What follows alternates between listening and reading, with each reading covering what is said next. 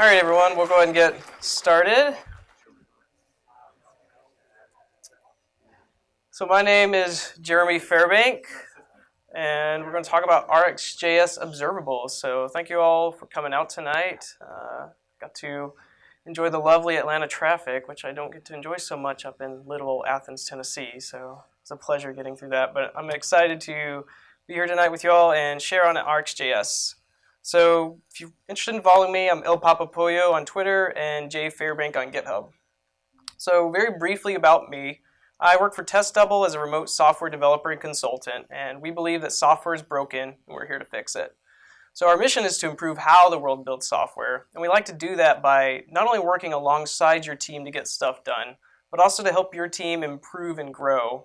So if you're interested in learning how we can help your team improve, or if you're interested in joining an awesome team of developers and consultants, please say hi at testdouble.com.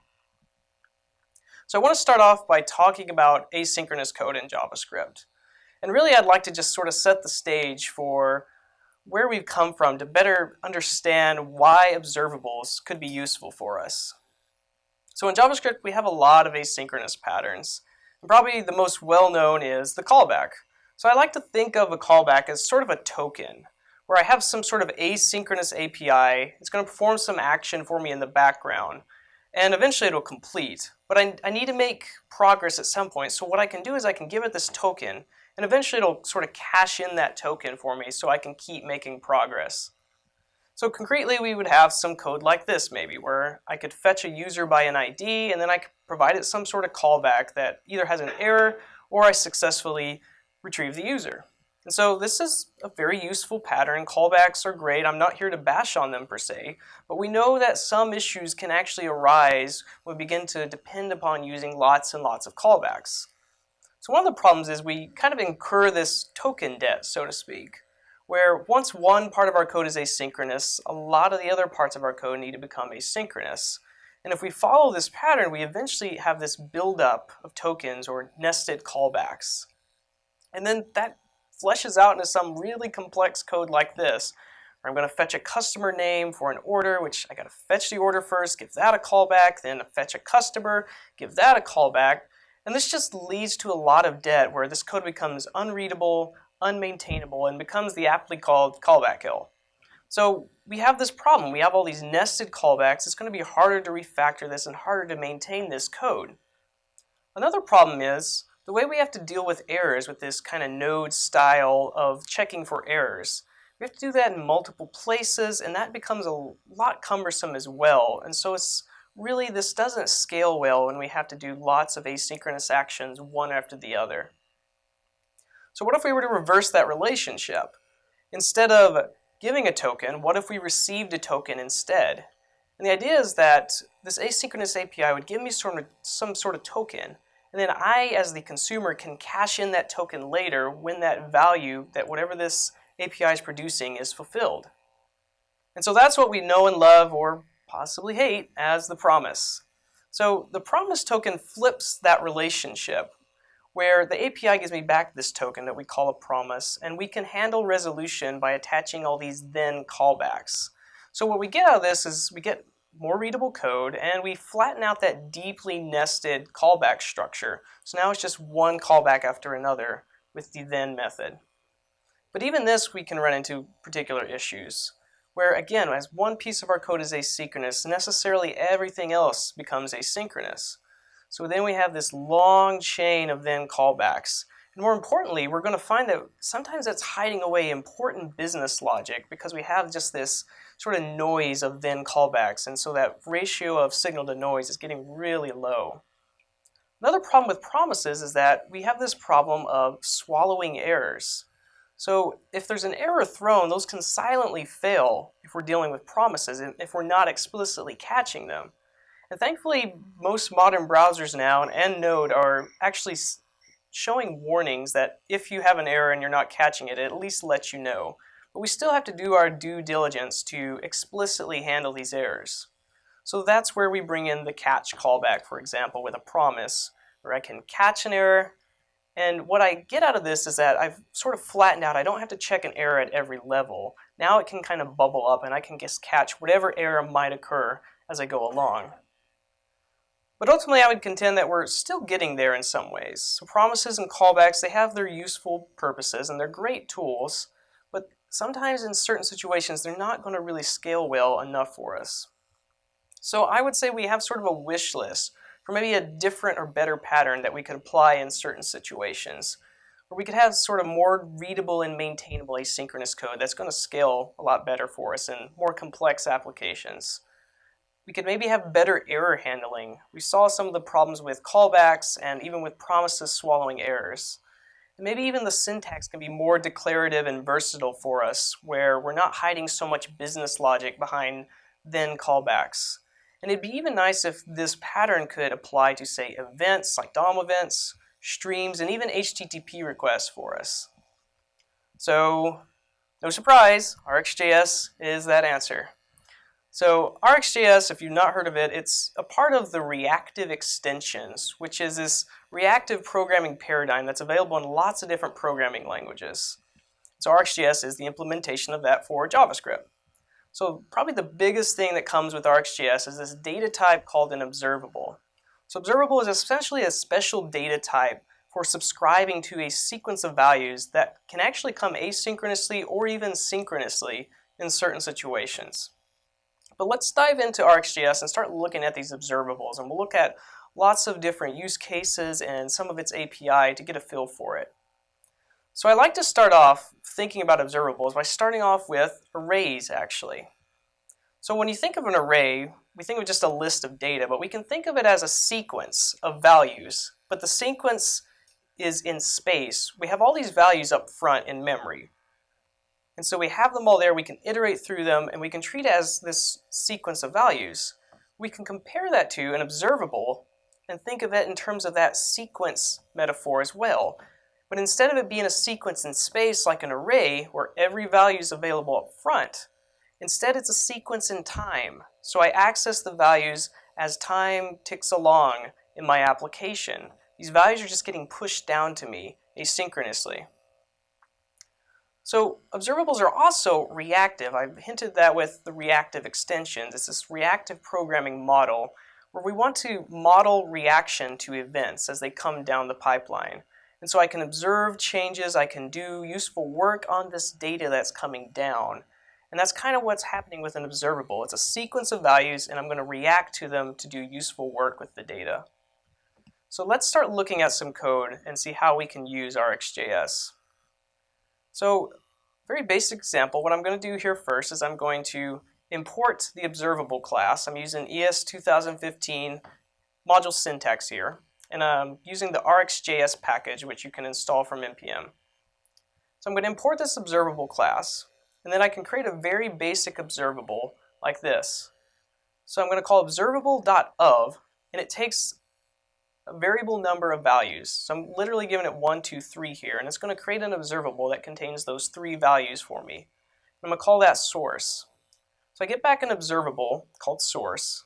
I can then subscribe to my observable. That means I'm interested in starting to listen to the values inside of it and doing something with them. In this case, I'm just going to give it a callback. I'm using the arrow function here, and it's going to pass in those values as x, and then I can print those to console. So as we go through a lot of these examples, I'm going to use something I call timelines, which allow us to sort of visualize what's happening with these observables to get a better feel for how these values are just coming through this kind of sequence in time. So we have our observable of 1, 2, 3. And so we're just going to have these values appear at the start of the observable. We're subscribing to them, and we're just going to print them out. So we have 1, then we have 2, then we have 3. So that's just a very basic example of what an observable is. We're just creating this sort of static observable of 1, 2, 3, but it's a sequence in time. Now what's really important is we want to operate on this data. We're not just so much interested in the data itself, but maybe we need to transform it and do useful work with it. And that's where we're going to start looking at some operators. So a basic example of that, let's say we have our observable of 1, 2, 3, but now we want to transform those values. Say we want to double every number. We can introduce a map operator here. So this is one of many different operator methods that exist on instances of observables.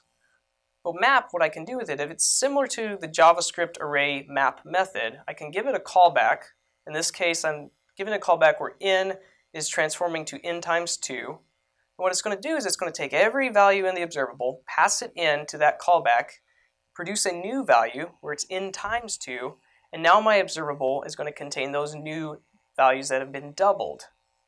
So the timeline for that is going to look like this. So I'll have that initial value of 1 that's going to come into this map operator.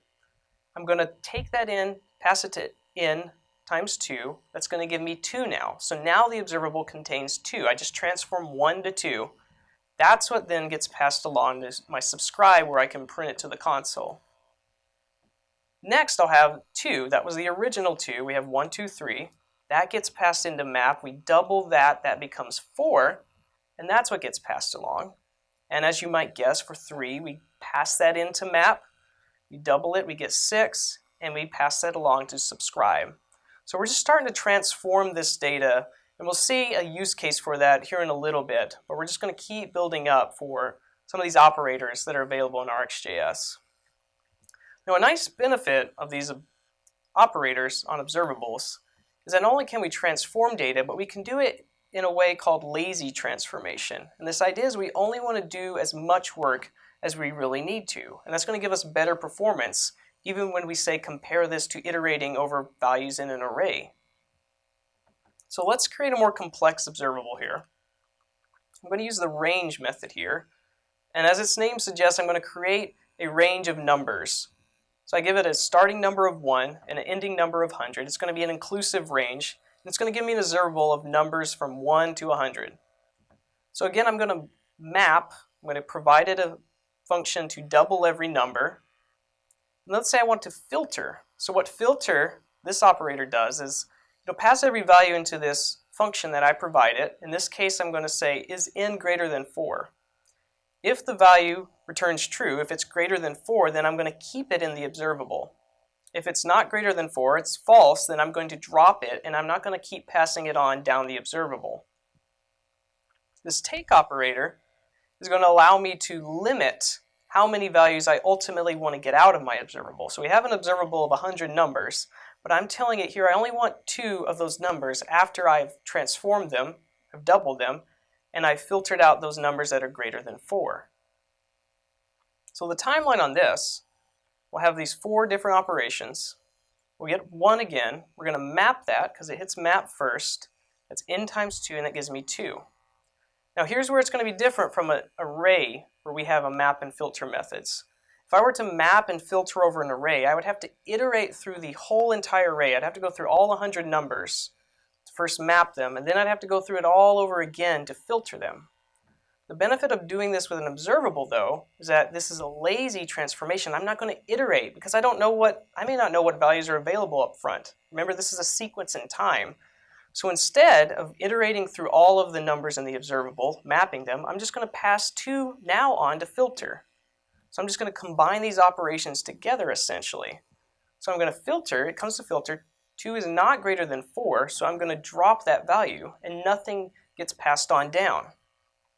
When 2 comes in, I'm going to map that to 4. That comes to filter, which is not greater than 4, so I drop that as well. So we've gone through 2 values, but we haven't iterated through all the numbers yet. We get 3 now. We're going to map that to 6. That comes to filter. That is greater than 4. So then we're going to pass it along to this take operator.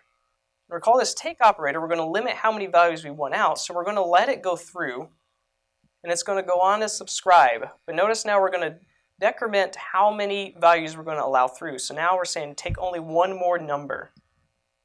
That leaves us number 4. That comes to map. We map it to 8. It's greater than 4. So we'll allow it through to take. And then we'll take that value, and now we're at 0. But what's happened here is what we would have had to have done with a JavaScript array where we have to iterate it through it twice. We only had to go through 4 numbers here. We didn't have to go through all 100. And so that's that idea of this lazy transformation where we can limit how much work we need to do to get better performance with observables. So now let's start applying this idea of transformation and operators with observables and see a use case for building a simple app with an observable. So I want to talk about using them for DOM events in this particular case. So let's start off with a simple application where we have a counter, where we're just going to have a number. We can hit a plus symbol or a minus symbol, and we can just increase or decrease the number by 1. So if we were to implement that with some vanilla JavaScript, we might have something like this. So we'll have an increment button, a decrement button, and we'll just add some event listeners, just straight up vanilla JavaScript here. We'll have some click event handlers, and then we'll just call through this update counter function, which updates this global counter state and then updates the DOM to reflect whatever the new value is. So this approach is fine for a simple, tiny app like this, but you can imagine if you take an approach like this and your application is maybe different, it's going to grow and become more complex, you're going to run into some scaling issues where you're going to have these event listeners all over, and they're going to be affecting and mutating global state, and you're going to run into probably problems where you're going to have subtle mutation bugs or unexpected behavior. And so what we'd like to do is sort of wrangle this in, organize how we change our state, how we change the DOM, and really organize it. And so we can do that with RxJS. So what I'm going to do is I'm going to re-implement that simple application. We're going to start off by just doing the plus button, where we're just going to increment the number. We're not going to worry about decrementing yet. So I can use this observable from event method. And I can provide to it 2 arguments. The first argument is the item that's going to produce events. In this case, it's just going to be our increment button, a normal DOM node. And then the second argument is the name of events that we're interested in. So we're going to be interested in click events naturally. What observable from event is going to do is it's going to create an observable of event objects. So every time the user clicks on a button, that's going to trigger a new event for my observable, and I'll get one of those event objects that has properties like target and things like that. But what's interesting here with RxJS, I'm not interested in the event object itself. I'm rather interested in the fact that the button was clicked, and I want to do something useful with that information. So what I could do is I could map that number, or map that event object to the number 1. So map2 is a variant on that map operator that we saw earlier. Instead of taking a callback, we just give it a static value, and that's what we're going to produce. So we're basically transforming an event object into the number 1, and that's what's going to be the new value in my observable here. But we're doing that because then we can use the scan operator. This is similar to JavaScript's array reduce method. And we'll kind of zoom in and look at this in more depth in a moment. But essentially what it's going to let me do is it's going to allow me to take all those number 1s that I'm getting from the event objects and basically accumulate them, where I'm just adding 1, and that's essentially giving me this incrementing behavior that I was desiring. And then when I subscribe, what I'm going to get is I'm going to get that accumulated counter value now, because that's the final thing coming out of my observable. And then I can update the DOM with that counter value. So looking at scan a little closer, it takes 2 arguments, just like the JavaScript array reduce method. The first is going to be a callback, and that callback takes 2 arguments. One is going to be the accumulated value. So we're just taking values and we're going to accumulate them into some other type of value. So in this case, that'll be our current counter value. We'll call that ACC, which is short for accumulated. The other argument will be this current argument, which is going to be whatever the current event value in my observable is. Recall that was originally an event object, users clicking on the button. We're mapping that to number 1, so now that current value that we have here is going to be the number 1. Then what I need to do with this scan callback is I need to return whatever the new accumulated value needs to be. So I can do that by taking the existing accumulated value and adding it to the current event value. So if we start off, that would be 0 plus 1, that would give us 1. A next turn, when they click again, that'd be 1 plus 1. And so you see it's going to start accumulating that value for us. Yep. Yeah, it's just like yes, it's actually, you can sort of jerry-rig your own Redux by using this. Right, it's just, oh yeah. Yeah, no, it's just like arrays reduce method too. Yeah. So the second argument here to scan is going to be whatever you want that initial accumulated value to be. In this case, we want to start the counter off at 0.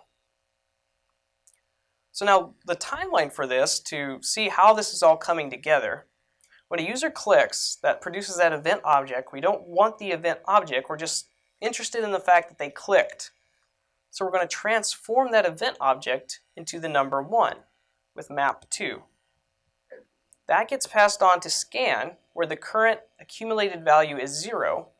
And so we're going to add those two numbers together, 0 plus 1, and that's going to give us a new counter value, which is 1. That then gets passed on to subscribe, so I can update the DOM with the new value. If the user were to click again, we would map that event object to number 1. That would go down to scan. But now we have an accumulated value of 1, a current event value of 1. We're going to add those together, and now we have a counter value of 2. So you see, this is how we're starting to just add 1 again and again with every click, and then we can update the DOM to simulate incrementing this counter value. So now that we understand how we can do this with one button, let's bring in that second button to where we can not only increment the value, but decrement it. So we can introduce another operator called the another method called the merge method here on observables. And what it's going to do, as its name suggests, is it's going to take multiple observables. In this case, we're just doing 2. It's going to take them and it's going to combine them together, sort of merge them together into one unified observable. So I'm going to pass into it that original increment observable where I had from event with the increment button and clicks, and I map that to number 1. I can do something similar with the decrement button, but notice now I'm going to map it to -1. Because we've always been adding the value, if we want to decrement, we know we want to subtract 1, so we could just add in -1 to do the same thing. And then down here, we've created this merged observable called source. When I call scan on it, now that current argument there can be either a 1 or a -1, because the merged observable produces either of those values.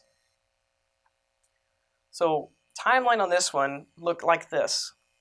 We'd have those two separate observables on the left, and they're getting merged into a single observable toward the right. So if a user clicks on the increment button, we map that again to the number 1. That comes into this unified stream here, and that gets passed along to scan. We know we add that to 0, and we get 1. But now if a user were to click on the decrement button, we would map that to a -1. That comes into the unified stream. That goes into scan, so we're going to have 1 plus -1, which puts us back at 0. And then that counter value gets passed along to subscribe. So very easily, with just those few lines of RxJS code with those declarative operators, we were able to implement that same vanilla JavaScript code, but now we kind of have it more organized. We've unified the stream of events, and we've kind of put our side effects, so to speak, of updating the DOM in one place. So we're trying to prevent our application from growing and having event listeners just mutating the DOM and state as they please. And so that's a nice benefit we can get out of using RxJS for something like this. Yes?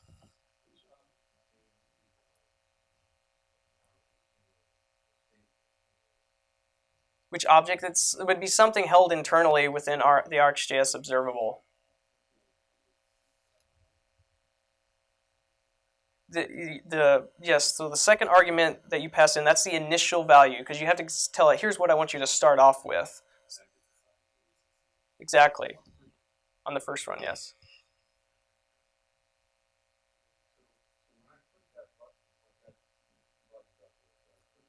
Mm-hmm.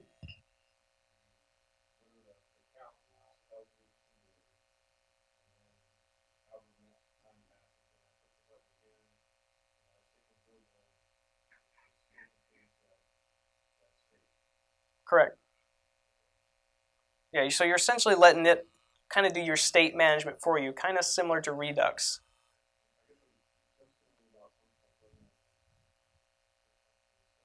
Mm-hmm.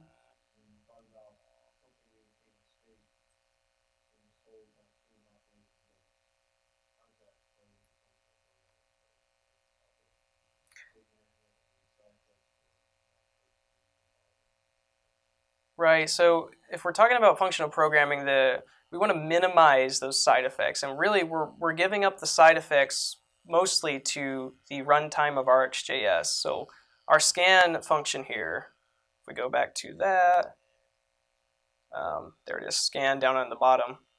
That's still a pure function. It's not having any side effects. It's just taking two arguments and adding them together. So it's like a reducer function from Redux, for example, where we're just defining here's how you update the state. RxJS itself is doing that sort of mutation where it's updating whatever the current state is for us. It's maintaining the state for you, so you can focus on writing the pure functional code, and it's handling the side effects for you.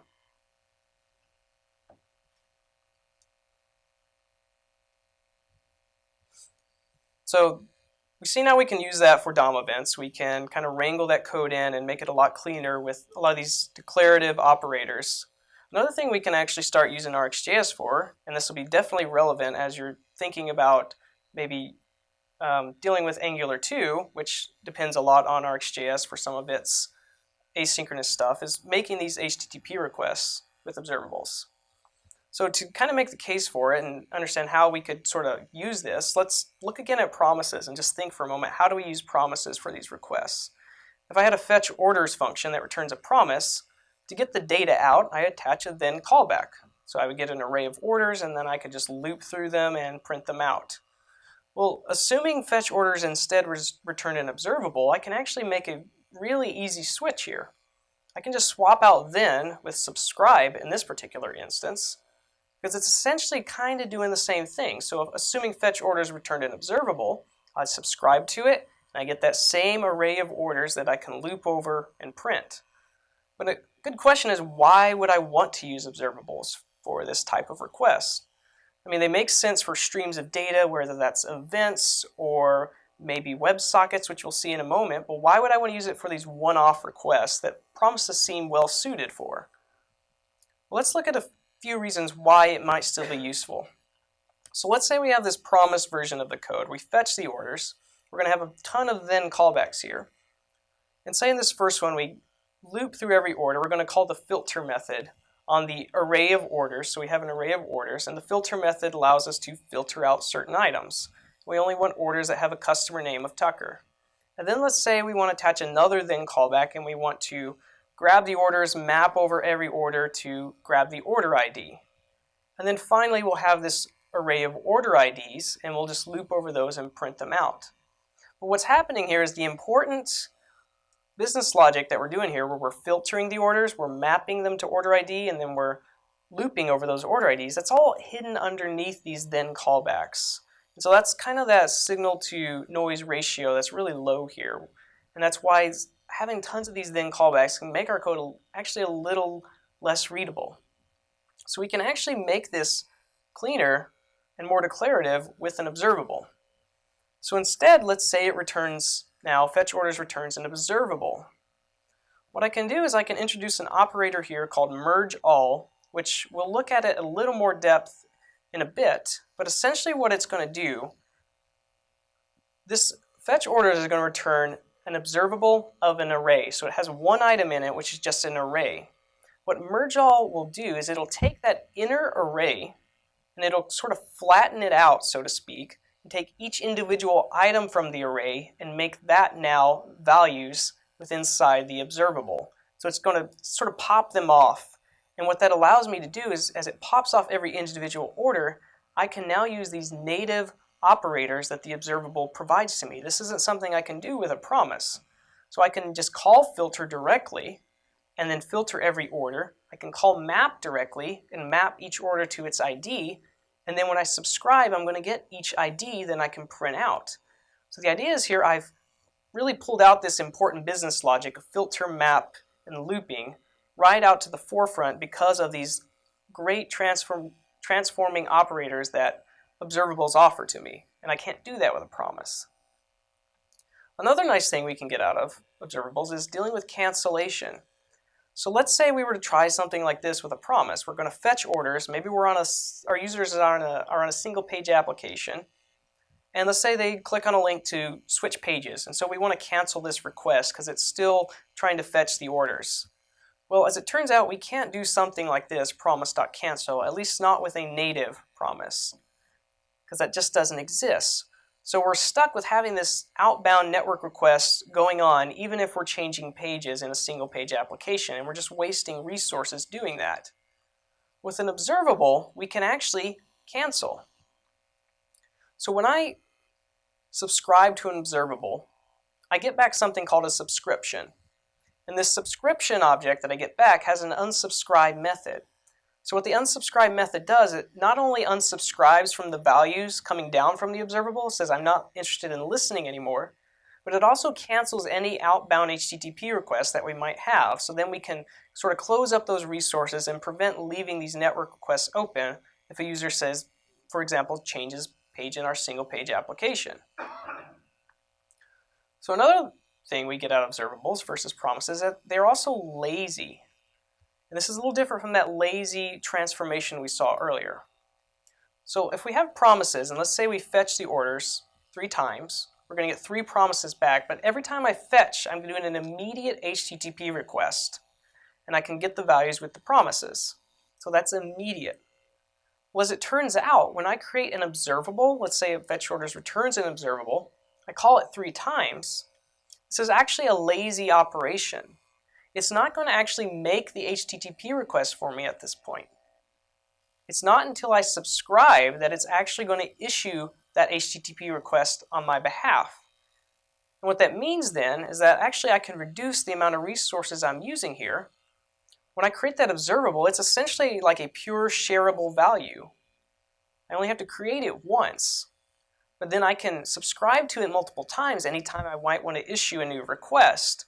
But I can just reuse that same observable, and I don't have to create lots and lots of new observables like I might have to do with the promises. So, kind of made a case for using observables. We're actually going to see another in a moment, but how do we start to use observables for making our HTTP requests? So there's a couple ways we can approach this. One way is there's actually a built-in object on the observable class called Ajax, and it has a few methods for making HTTP requests. The most basic would be a get method for making a get HTTP request. So I could just call that, and that's really useful. Now this caveat, it only works for when you're working in the browser because it depends upon the XML HTTP requests object or class, but you can sort of jerry-rig it to work in Node too. Now the other approach is if we don't use that native method, let's say we have a big legacy code base and we have this fetch orders from DB function. And it's really complex. We don't want to refactor it, but we want to turn it into an observable somehow. So we can actually use the Observable Create function or method to wrap over it and essentially convert this old legacy code that's producing values for us and convert that into an observable instead. So when I call observable.create, it's going to let me create my own custom observable where I can decide what values get passed into the observable. So I provided a callback, and this callback is going to receive a subscriber object, and we'll look at that a little bit in a moment. Now here's my legacy code. I call this fetch orders from DB. It takes a callback. Again, it's too complex. I don't want to refactor it right now. I just want to get this code kind of converted to RxJS. So I'm wrapping over it, and I give it a callback where it receives the orders. This is, again, this legacy code. But then I can use that subscriber that I received when I created my observable, and it has a next method. And this next method allows me to send values down through the observable. So I'm going to pass into it the array of orders here. And so I've essentially converted this now into an observable of an array of orders. I can also call this subscriber.complete, and that's just a nice way of sort of cleaning up after the end and saying there's no more values coming through, so you can sort of finish up. You don't have to listen to any more values, whoever's calling this particular function. But now what's this subscriber object about? So I briefly introduced it, but let's look at it a little more. It's going to be sort of almost kind of like the opposite of an observable, because we've been talking about observables so far. So if we return to this simple example, we had an observable of 1, 2, 3 that we subscribed to. This callback that we provided here, where we take X and we print it out, is actually our subscriber, or also known as an observer. So an observable is producing values, things that can be observed. A subscriber or observer is the one looking at those values as they come down the timeline. And so that's what this callback I've been providing every time subscribe is. And it's actually just shorthand for a subscriber object. So I could replace that single callback with this object that contains a next property. And this next property, recall we were calling that earlier when in our custom observable. And then I can give it a next property that takes X and prints it out. I can also provide to the subscriber object a complete property. Remember, we were calling that earlier. And so not only can I be notified of every value coming down the observable, I can also be notified when it's complete and do any type of cleanup or whatever else I might need to do here. So I could look at that in terms of that fetch order function where we create our custom observable. Recall, we wrap over this legacy code, and then inside, once we have the orders, we call subscriber.next. That's going to line up with that next property that we provide to the subscriber. Similarly, with the complete method, that's going to line up with the complete callback that we provide down there. And so this way we can see not only values coming through, but see when an observable is done. Now there's actually a third piece to subscribers, and it's something we haven't talked about in general yet, is how do we deal with errors in observables? So let's build upon this idea of subscriber or observer and how it relates to dealing with errors that observables might generate. So let's say I have this observable that I'm creating. It's going to produce the values 1 and 2, because I'm calling subscriber next with 1 and 2, but in between I'm calling another third method called error. So this is kind of like I'm simulating throwing an error inside of my observable. So I'm going to provide to it an error object. I can catch that error object with this third error property inside my subscriber. And then I can deal with the error in whatever way I might need to do. But now, what would happen if I didn't provide an error handler here? So let's say I'm going back to that simple case where I just provide one callback. And that one callback is typically that next property when we provide a whole subscriber object.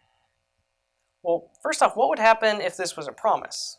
Well, recall this would swallow our errors, it would silently fail, and we would have to do a lot of digging to see what's wrong with our program. Well, with an observable, that's not going to happen. And that's actually another benefit that we get out of observables over promises. We don't have swallowed errors. If I don't handle an error, it's going to report it to me, so I have to make sure I'm handling errors in my program. So I can put the error property back, I can handle my error properly. But there's one more particular issue we have here. Remember, this observable I'm creating up top sends 1 and it sends 2. But down on the bottom in the comments, I'm printing out what we receive, but it shows up that I don't get that number 2 that we're calling up there. And so we need a better way of recovering when we catch our errors so that we don't miss out on any new values the observable might send down. Because when we use that error callback, we're essentially saying, I've caught the error and I'm sort of shutting down and cleaning up. I'm not interested in listening anymore. So we can do that by using another operator method, which is the catch method, very similar to promises catch method. So I can catch errors instead in this manner, and then maybe I'll print it out. And then what the catch method allows me to do is sort of recover from failure. And I can recover by returning a new observable. So inside of this catch callback, I was trying to fetch an array of orders. It failed. So in this naive way, I'm just going to say I'm going to recover by just returning an observable of an empty array. So what the catch callback is going to do is it's going to take that empty array that I return inside of an observable. I have to wrap it in an observable, and essentially going to swap out with this new inner observable of the empty array. And that's the way I can recover from this failure. So the timeline, if I called fetch orders and it succeeded, that's fine. I can skip over the catch callback, I get my array of orders, everything's good. If it fails though, I'm going to catch it, and that's where my failure scenario is going to kick in. I'm going to return the observable of the empty array, and it's essentially going to swap out and use this new observable for me. This new observable contains the empty array, so that's what's then going to get passed on to subscribe, and then I've recovered. So that's sort of a naive way. We could actually make it a little better. We can maybe say delegate to some sort of legacy API. So again, I can fetch the orders. Let's say it's a newer, faster way that we're working on, but it's prone to failure every now and then. So what we can do is we could have a sort of legacy API that we also are trying to phase out. It's more reliable, it's just a little slower. But if that legacy API also, we could let it return an observable, we could use that as our fallback, because all we have to do inside the catch callback is return a new observable to swap out with. So I could return this legacy fetch orders, and then if for whatever reason maybe it even could fail, we could catch it and then go down to that empty array as our last resort. So the timeline then, if fetch order succeeds, again, we just pass it along to subscribe. If it fails though, we're going to catch that, and now we're going to delegate down to our legacy API. We're returning that inside of the catch callback. Then it succeeds, and we can pass along the arrays back to our original subscribe. Now, if fetch orders fails and the legacy one fails, then we'll go delegate even a layer deeper to that empty array and observable. But the idea is we can elegantly catch these errors and give a way to fall back to something else if we need to. And there's other methods that we won't cover, but there's things like retry, where you could tell it if it fails, retry doing it maybe 1 or 2 times again, and try that as your recovery mechanism as well. But now, moving along from error handling, another really important topic with RxJS is this idea of hot versus cold observables. It's going to be important when we want to talk about dealing with WebSockets in our application. So to understand what these two things are, I want to start by looking at cold observables. And this is actually what we've already been dealing with for a bit. So this cold observable is going to create its source of data. And so that's best for like one-off unique requests. And so that's what we've been doing already with this fetch orders function that creates this custom observable. When we fetch orders from database with this old API, that's our resource, the thing that we're creating at subscription time inside of observable.create. So a cold observable is creating its source of data when it is subscribed to. But now if we want to, say, bring WebSockets into our application, we want to get some data maybe from a server, maybe we're working on a chat application or a stock ticker, something like that. If we take this cold observable approach, we would say create a new WebSocket inside of this observable. And then we add an event listener for every message, and then we can just pass the data along to the subscriber. It makes sense. And then we can create a stream of this data. We'll call our order stream that gives us this WebSocket that is hidden behind an observable, and we subscribe to it. And then the timeline, when the WebSocket produces some data, that gets passed in subscriber.next, and if we have a subscriber, they'll receive that data and they'll print it to the console. So it's very straightforward. But let's say in our application, maybe we want to display this data in a couple other places. And it's all coming from one server source, so the data is not going to be different depending on who's subscribing to it. But if we take this cold observable approach, every time we subscribe, we're going to create a new WebSocket. And that may not be what we desired, because we want to share this data. It's all from one source, but there's no reason why we need to create a new WebSocket every time. It'd be nice if we could just have one WebSocket and share the data amongst multiple subscribers. And that's where hot observables come into play. So a hot observable is going to close over a source of data. It's not responsible for creating the source of data. It's just going to take an existing source of data and close over it. And this is going to be best for multicasting or sharing resources like we're doing with WebSockets. So now, to make this a hot observable, we create our WebSocket outside of this order stream function. So we're creating it up front, so we'll have one WebSocket. And then inside of the order stream, when I create my observable, I'm just going to close over that existing source of data, our WebSocket. And so every time someone subscribes, they're going to subscribe and listen to that one WebSocket. So when I create this stream of data and I have two different subscribers, they're going to get a shared stream of data from one WebSocket. And now I don't have to waste resources by opening multiple network connections and creating multiple WebSockets. So when the WebSocket produces data, if we have one subscriber, that'll get passed along to them. And then if a new subscriber comes in, I don't create the new WebSocket. I have one WebSocket produces data, but that gets passed along to both subscribers now, and then they both can print it as they need. So doing this can be a little cumbersome, or we have to create that resource separately outside of our function. And one way we can actually make this cleaner is we can go back to that cold observable approach, where I create the WebSocket inside of observable.create. But there's another method called share on observables. And what share allows me to do is basically transform a cold observable into a hot observable. And it does that in a way where the first subscriber will handle doing the WebSocket creation. But then RxJS will hold on to that resource, and every future subscriber will just subscribe to this same resource that we already created. And in that way we can save resources and not open multiple WebSockets. And it's a little cleaner using this share method instead of creating the WebSocket somewhere else. So again, if I were to subscribe to it with two different subscribers, they'll have that shared stream of data. Now, since we're working with WebSockets and we're talking about opening them, we also need to talk about closing them. And that brings in the idea of cleaning up observables. And though this is a little easy thing you can add on for cleaning up your resources, when you create an observable, you can return a function from it.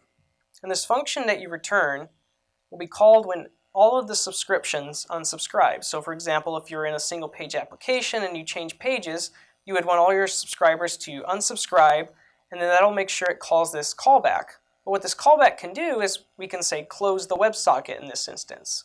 But it just allows us to make sure to be a good citizen where we kind of close our socket, deallocate resources, whatever we need to do our cleanup work. So the one final thing I want to look at is I want to first go back to this merge all, because it's going to tie into this really interesting pattern called higher order observables. And we'll talk about that in more depth in a moment. But recall we used this merge all earlier. We fetched an array of orders, and we called merge all, which I said kind of like popped off every individual value from the array and passed those along inside the observable. So I want to talk about merge all a little bit so we can talk about some cool patterns like rate limiting with these higher order observables. So a simpler example, if we had an observable of an array that contains 1, 2, 3, notice it's an array, we're not passing in 1, 2, 3 individually. When we subscribe to that, we're just going to have the single array in our observable. If I introduce that merge all that I talked about earlier, I said it sort of flattened that array out. So what happens is instead of having the array, now I have each individual item in the array. So it's just pulling them out one by one so I can get them. So the timeline for that, you can imagine I have an observable of the array. It gets passed into merge all, but now it's going to start, it recognizes that it's an array and it's going to start popping off those values. So it takes 1 out first and passes that along to subscribe. It pops off 2, passes that along to subscribe, and then takes off 3 and passes that along. So I show you that so that we can start talking about this thing called higher order observables. And so this is a really fancy term for an observable of observables. So this is like some deep inception stuff here, but bear with me, we'll see some really cool things we can do with this. So let's say we have our simple observable of 1, 2, 3. We double every number and we print them out. But let's say now we want to introduce a delay. We want to introduce a second delay between each number. So we wait a second, print 2, wait a second, print 4, wait a second, print 6. So we're going to need a couple things to do this, and we're going to see why this is useful in a bit. So the first thing we're going to need is this higher order observable concept. So now instead of mapping to n times 2, I'm going to map to an observable. And it's going to be an observable of n times 2. And so that's where this observable of observables comes from. When I subscribe, then we're going to see these inner values now are observables themselves, and they contain that mapped value. But I can bring back that merge all method we saw. Not only does it work for arrays, it works for other inner values. If I have an observable of observables, what merge all will do is it'll take those inner observables and sort of unwrap them and pull out any values that they could possibly produce. So what that means is now I'm back to having 2, 4, and 6 here. So I map to observables and I unwrap them with merge all. This is a really common pattern in RxJS so that they actually have a merge map operator. What merge map does is essentially what we just saw. It maps every value according to the function we provide, and then it calls merge all on the result.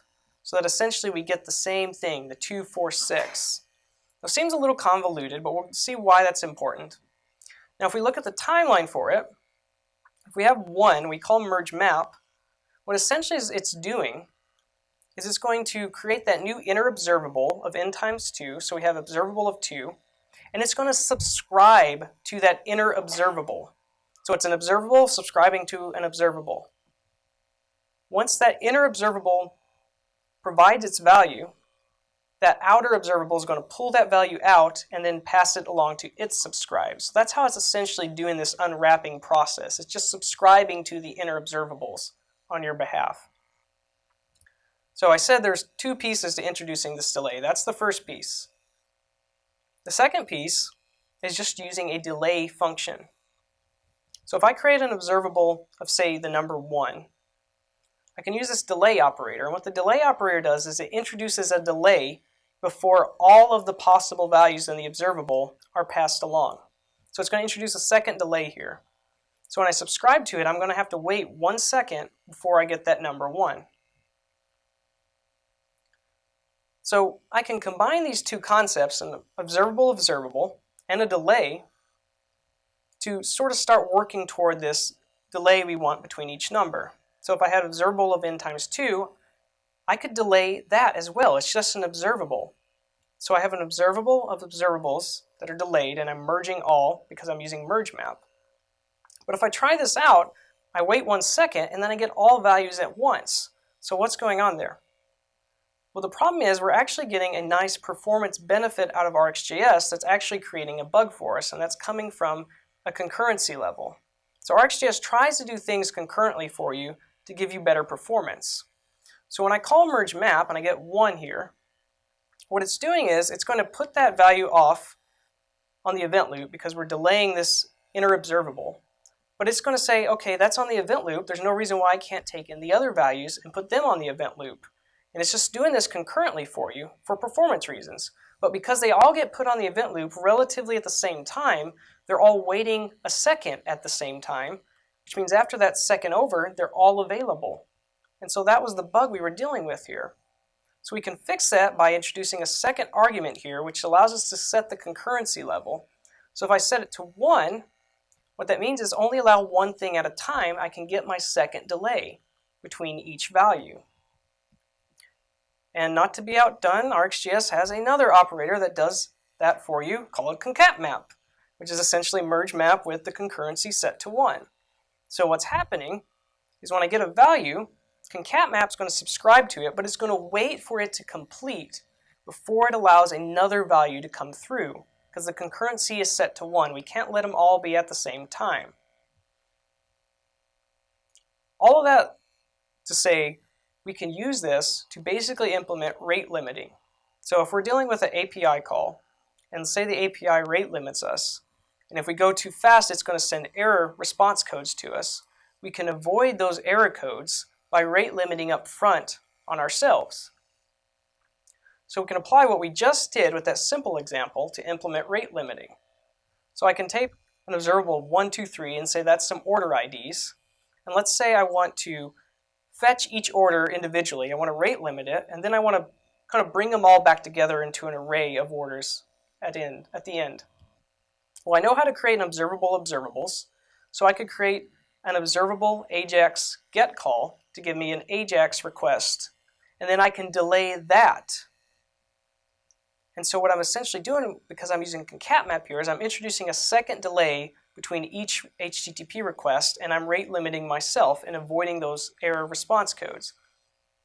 Then I'm going to use a couple extra operators here. Pluck, in this instance, would allow me to, if you have an object, let's say in this instance a response property, what pluck does is it just takes whatever values at that property out for me. It's kind of like a special map operator that pulls a property out for you. And then buffer count is a way for me to take each individual order that's coming through and buffer them up into an array so I can get an array of orders. So timeline on this then, when I get the first order ID, concat map, I'm going to map that to an Ajax observable. I get a response, but remember I'm going to delay it by a second, so I'm essentially rate limiting the next request. I get the response, and then I call this pluck, which is essentially going to look at the object, find out what its response property is, and get that value out, which is the order data. And then buffer count's going to say, I'm not going to pass you along yet, I'm going to buffer you up because I want to collect values up into an array. So buffer goes from 3 to 2. And then when we repeat the process, we have another order ID, we make an HTTP request that gets rate limited, and so on and so forth. And then once we get all 3 orders, we've hit a buffer count of 0, now we can pass that along to subscribe. And so we can do this sequential processing where we can do one order at a time, we can rate limit them, and then we can collect them back together and get a full array of orders and not have to deal with rate limiting from the API itself. So to close, the last thing I want to talk about is we've seen doing this sequential operation here where we take one order at a time, but sometimes maybe we don't have to deal with rate limiting. What if we want to issue multiple Ajax requests all at once and do this all in a parallel fashion? Well, if we did this with promise, we might have some code like this.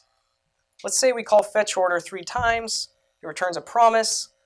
If you're not familiar with promise.all, what promise.all does is it takes an array of promises and it won't fulfill until all those inner promises themselves fulfill. So it's going to wait for all 3 HTTP requests to be finished before that outer promise resolves. We can apply that same similar pattern with observables via the fork chain method here. So the fork chain method can take a variable number of observables, or even promises actually, and it's going to wait for all of those to resolve before it passes them all down the outer observable as an array. And it's going to preserve order too, the order in which we call these things. So the timeline on that, we have these 3 separate observables, fetch order, with different IDs. We're going to kind of bring them together with fork join and wait for all of them to finish. So let's say the first one responds with a response. We pull that into fork join. We're going to wait because we need the other 2 to complete. But let's say the third order comes in next, not the second order. So the third one was faster. But recall fork join is going to preserve the order, so we're not going to put that response in the second slot of the array because we want it to be in the same order we made the requests. We're going to put it in the last or the third slot. And then finally that second order finishes. We get all of our orders. We now know we're ready and we can pass it along in to our subscribe. So that's just the tip of the iceberg when it comes to RxJS. That is a lot of some of the basic operators, some basic use cases where we can deal with the DOM, we can make HTTP requests, even do some cool things like rate limiting. But there's a lot more to it, and I provide a couple resources here at the end, but I just want to kind of close with saying we've kind of looked at our wish list and we've satisfied some of these constraints that we wanted to have, like declarative, lazy operations. We saw map and filter and other things. We saw expressive event management where we could handle DOM events and kind of wrangle our state management. We even saw things like no more error swallowing, so we saw a lot of benefits of observables over promises. And we even saw these cool use cases like rate limiting and concurrent or parallel processing. So just a couple links to GitHub for the reactive extensions RxJS repo, as well as RxJS's documentation. And these slides will be available online too. I'll share those as well. And just a little aside, some other things. Observables are actually on track right now with TC39, stage 1 still, but they're thinking about making an observable an actual data type that's native to JavaScript. Now, it may not be as robust as, say, RxJS and have tons of methods, but it's still nice that they're trying to make this a first-class citizen in JavaScript. And then just another link to a spec implementation of observables from Zen Parsing.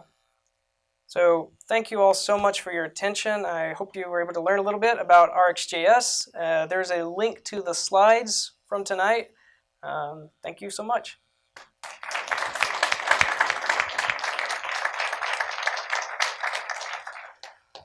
If anyone has any questions, I'm going to pass the mic around so we actually get them on the video this time. Anybody have a question? No, he explained it that well.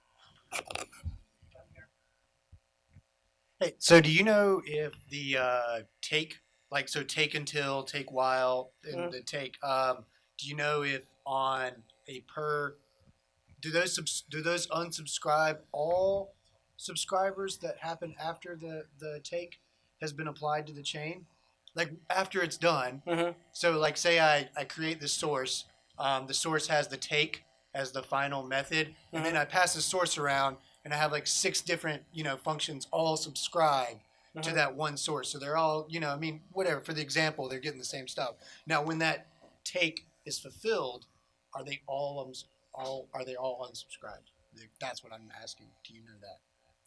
Can't say definitively. I've never thought about that, but I would say they would need to be if it's unsubscribing just one subscriber. It's kind of agnostic about who all is listening, so to speak.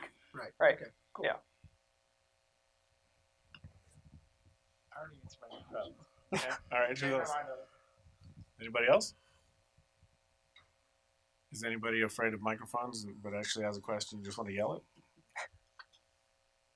No. All right. No. What is a good resource or tutorial for people who want to learn RxJS? I would check out, I know there's a lot of good videos. I don't know how many of them are free on Egghead from either Ben Lesh, who is kind of is the team lead for RxJS version 5 and 6. Also Andre Staltz, who's big into the RxJS community because he has CycleJS, which is a nice little framework that builds upon observables. They both have videos on Egghead, so that'd be egghead.io. I know some of their videos are free, but I mean, those two guys are well involved in the RxJS community and have lots of good insight.